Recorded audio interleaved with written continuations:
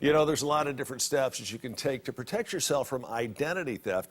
Our friend attorney Mark Warren is here to join us with some questions and answers about that. First of all, Mark, good morning. How are you? Good to see you. I'm great. Got to spend some time with you last week and your partner C. Mark down at the National John Do Mark. Not. I'm C. Mark. He's John Mark. I know. I get him. It's just typical. Everybody does. I'm sorry about that.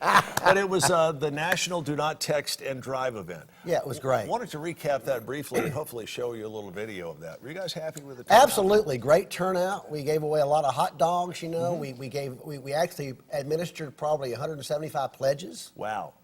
We lined them up from 11 to 1 o'clock, all these pledges and Walmart gift cards. It was a great event. We'll do it again next year. You had a lot of things that you were giving away. You were giving away some legal advice and expertise, some Italian ice. You got some really good video of this, too, from a drone that you guys had. We have a drone. That was an incredible event. It was a fun event. time. It was a great day. Wanted to thank you for letting us here at News 12 be a part of that.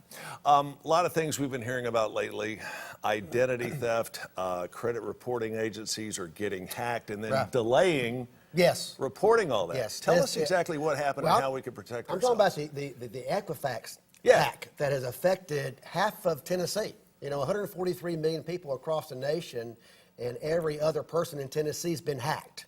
And it's really a threat level purple. That's why I'm wearing purple. We're at threat level purple here, and the first step you got to take is to find out whether or not you've been hacked. Very simple. You go to EquifaxSecurity2017.com. EquifaxSecurity2017.com. You'll type in your last name and the last 6 digits of your social, and it will tell you whether or not you've been hacked. I did that this morning. Guess who's been hacked? Have you really? I have. And from that website, you can go to a fraud alert website. It's a free fraud alert, and if you've been hacked, you've got to put a fraud alert on all of the credit reporting agencies. And what that does, that if someone has your personal information, I mean, they got it all. Yeah. They got the treasure trove. They got your social. They got your driver's license number. They have your birthday. They have your home address. They have everything they need, Chip, to set up fake credit card account and run up credit card bills and then hold you accountable for them. So it's very important that you go to and institute a fraud alert so that when someone tries to access your credit report, they have to verbally verify that you're trying to get a new credit card, for example. Theoretically, you would think that especially Equifax has got firewalls. They got security. They got people working to fight that. And then it was a long time from the time they discovered this breach until the time it made the news. It was discovered, I think, in April. And it took 3 or 4 months before the public got around to it. And now that it's here, we're having a hard time getting through to Equifax and everybody else to kind of, you know, get your name off the list. Not only should you do fraud alerts, you should also put a freeze on your credit reports. Now, how do you do that?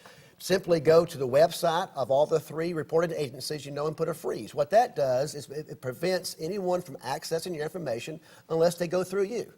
And now, if you want to go out and buy a car, you've got to lift the freeze up so you can buy a car or get a credit card, you know. But once again, it freezes your account until you give authorization for it. Also, it would be a good thing to do one of those, you know, you can Equilock, you know, they're LifeLock is also a very good thing that you can look into for, like, I think it's 60 days free. You can get a LifeLock account too. Some people have said, as it pertains to this Equifax scenario, that it sends you to a clickbait website where they're trying to sell you a year's worth of protection or a lifetime's worth of protection, but that's not the case. Be smart when you click on, when you Google it and go to it, be smart that you're actually getting the Equifax website. EquifaxSecurity2017.com. That's where you want to go to. Also, there's a class action lawsuit. Right? There's several class action lawsuits that you can join without any cost. You're not going to get very much money, but you're going to send a message to Equifax that we should not stand for this. Hypothetical question. Your next door neighbor finds out, they get hacked, they're on the hook for $20,000 worth of whatever. What are their legal ramifications? What are their legal options to where they don't get scarred on their credit and they don't have to repay any of this? Well, first off, you've got protection with your credit card companies. Okay, it's just the hassle factor of having to notify everybody and having to get new credit cards. You are not going to be on the hook for anything like that if it's done by fraud. So you have that built into it. It's just a hassle factor, and sometimes you don't know you've been hacked until you go apply for a mortgage. Right. And then you find out you've been hacked, and then you have to go through all that rigmarole to get back online. All right. Hey, Mark, it's always a pleasure. Thank you so much. And I know which one you are. You're not John Mark. You are C. Mark, one of the world's biggest fans of the Tennessee Vols. Absolutely.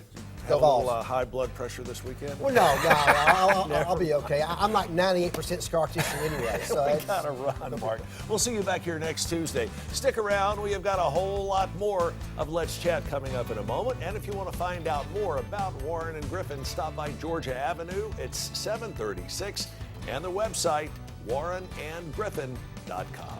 We're back with more of Let's Chat right after this.